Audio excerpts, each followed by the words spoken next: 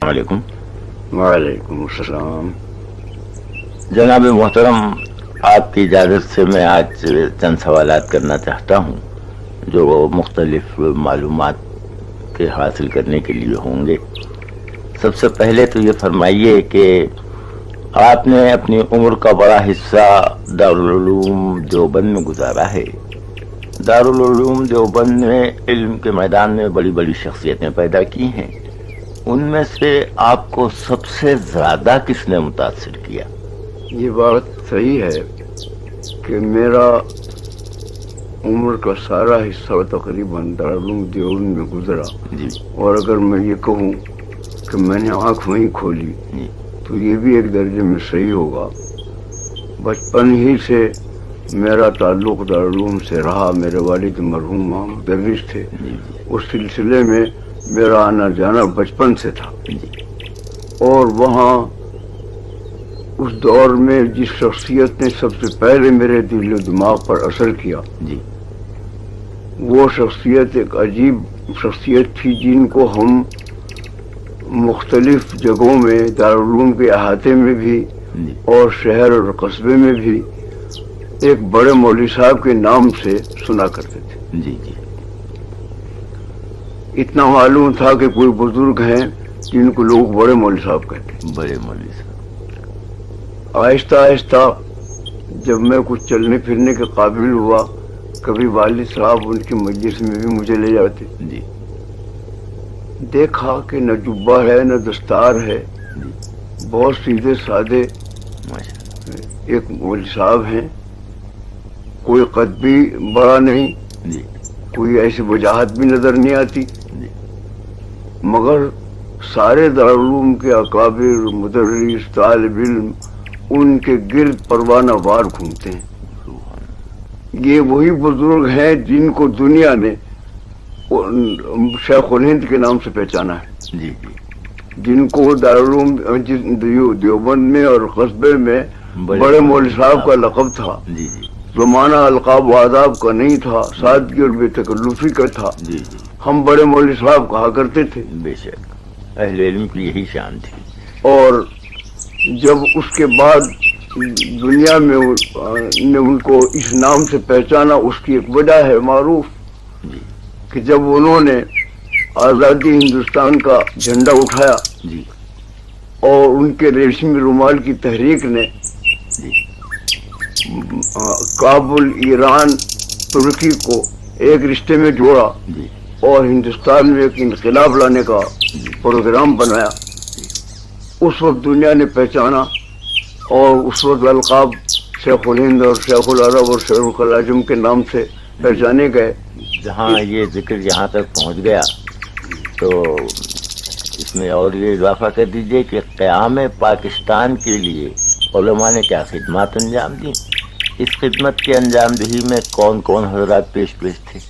जैसा कि मैंने अभी अर्ज किया है, जी जी। मैं उस जमाने से इन तहरीकात को देखता रहा हूँ कि जो हजरत शेखुल हिंद रहमतुल्लाह अलैह के ज़माने में शुरू हुई थी, वो तहरीक खिलाफत के नाम से मौसूम थी। और उसके बाद उस पर जो दौर आए और जिस तरह वो ख़त्म हुई और कांग्रेस आगे आई, खिलाफत की तहरीक तकरीबन मध्यम पड़ गई। ये वो दौर था कि जिस वक्त मुस्लिम लीग ने पाकिस्तान का ऐलान किया और आम मुसलमानों में उसकी रफ्ता रफ्ता मकबूलियत आम होनी शुरू हुई। लेकिन उस वक्त जमीयत उलमा हिंद चूँकि कांग्रेस के साथ इश्तराक रखती थी जी, उसका खासा असर एक बड़े तबके पर उलमा के था जी। कुछ अफराद ऐसे भी थे दारुल देवबंद के अंदर भी और बाहर भी कि जो उसको सही नहीं समझते थे, लेकिन उमूमन वो हजरात अपने गोशों में काम करने वाले थे, सियासी प्लेटफार्म पर आने वाले नहीं थे। नुमाया होकर उनमें सबसे पहले जिन्होंने इस तहरीक को उठाया वो हजरत मौलाना अशरफ अली साहब थानी हकीम उम्मत रहमतुल्लाह अलैह। उन्होंने तहरीक पाकिस्तान को ایک بنیادی چیز اور ضروری اسلام اور مسلمانوں کے لیے بہت اہم قرار دے کر اس کے لیے علماء سے کچھ مشورے کیے اور پھر کچھ فتاوی جاری کیے.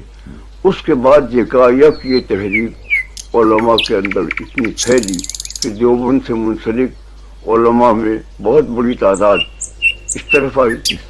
میرے استاد اور جو میرے پھوپھیزاد بھائی بھی ہوتے ہیں حضرت مولانا شبیر احمد عثمانی رحمۃ اللہ علیہ، وہ حضرت حکیم علوم تھانوی ہی کے اشارے پر مسلم لیگ میں آئے، مسلم لیگ کی حمایت میں آئے.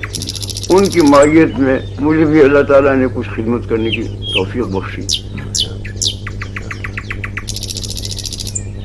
تو جب آپ قیام پاکستان کی تحریک میں شامل رہے ہیں محترم، یہ بتائیے کہ آپ پہلی بار قائد اعظم سے کب ملے تھے اور یہ ملاقات کس طرح ہوئی تھی؟ حضرت مولانا تھانوی رحمۃ اللہ علیہ انہوں نے ایک طرف تو عوام کو، مسلمانوں کو مسلم لیگ کے ساتھ مل کر پاکستان کی تحریک کو کامیاب بنانے کا ایک مستقل منصوبہ بنایا اور اس کو چلایا، عام کیا. دوسری طرف ان کے ذہن میں یہ بھی بات رہتی تھی کہ پاکستان بنے تو وہ صحیح اسلامی خطوط پر بنے، اس میں جو اصل مقصد ہے اسلامی ملک بننے کا وہ قائم ہو اور جاری ہو. اس سلسلے میں انہوں نے مختلف وفود اور مختلف خطوط قائد اعظم کو ان کے نام لکھے. ایک وفد کے سلسلے میں میری بھی حاضری ہوئی ہے. جی جی. ہوا یہ کہ قائد اعظم تشریف لائے ہوئے تھے اسمبلی کے اجلاس میں دہلی. جی. مجھے حضرت حکیم علوم تھانوی رحمۃ اللہ علیہ نے حکم دیا کہ آپ جاؤ اور کچھ پیغام پہنچا کر آؤ. جی. حضرت مولانا ظفر احمد عثمانی مدد اللہ اور مولانا شبیر علی صاحب حضرت کے بھتیجے اور تیسرا یہ رہبر، ہم تین کا ایک وفد دہلی روانہ ہوا. ہم نے کہا کہ ہمیں چند منٹ چاہیے، آپ جی مختصر سا پیغام آپ کو پہنچانا ہے، وہ آپ سن لیں. جی. انہوں نے رات کے 8 بجے کا ہمیں وقت دیا. ہم ان کی کوٹھی پر پہنچے تو وہاں کوٹھی سنسان تھی. اچانک ایک صاحب نکلے. یہ سب سے پہل میری ملاقات قائد اعظم سے ہو رہی تھی اور میں یہ نہیں پہچانتا تھا کہ یہ قائد اعظم ہے. خود ہی تشریف لائے اور ہمیں ایک چھوٹے سے کمرے میں بٹھا کر میں ابھی آتا ہوں تشریف لے گئے اور چند منٹ کے بعد واپس آئے. گفتگو شروع ہوئی. ہم نے حسب وعدہ چند منٹ میں جو بات ہمیں کہنی تھی وہ کہہ دی، مگر انہوں نے اس دلچسپی سے اس کو سنا کہ خود ہی اس میں وقت زیادہ لگا رہا. ہم نے چاہا بھی کہ ہم اپنی بات کہہ چکے اور اب ہمیں کوئی بہت آپ کا لینا نہیں ہے. فرمایا کہ نہیں بیٹھی. دوسری بات جو ایک اہم ہے اس مجلس میں ہم نے یہ پیش کی، اسی زمانے میں پنجاب میں ایک آرمی بل پاس ہوا تھا. اس میں قائد اعظم نے یہ رکھا تھا کہ مسلمانوں کو فوج میں زیادہ سے زیادہ داخل ہونے چاہیے. ظاہر ہے کہ اس وقت فوج انگریز کی تھی اور ہم لوگ، ہمارے علماء اس سے پہلے فتویٰ دے چکے تھے کہ انگریز کی فوج میں شامل ہونا مسلمانوں کے لیے جائز نہیں ہے. تو یہ قانون جس کی تائید قائد اعظم کے ہاتھوں ہوئی، ہمارے اس فتوے کے خلاف تھی، اس ہماری رائے کے خلاف تھی. اس لیے ہم نے ان سے عرض کیا کہ آپ نے یہ کیا کیا کہ مسلمانوں کو انگریزی فوج میں داخل آپ کرنے کا مشورہ دے رہے ہیں. اسی فوج میں داخل ہو کر تو مسلمانوں نے کعبے پر گولیاں چلائی تھی خلافت کے زمانے میں، آج پھر آپ یہ کرنا چاہتے ہیں. اس پر انہوں نے جو بات کہی ہے وہ بڑی یاد رکھنے کی اور سمجھنے سوچنے کی ہے. اور سنا نہیں مولانا آپ اس کی بالکل کوئی فکر نہیں کی.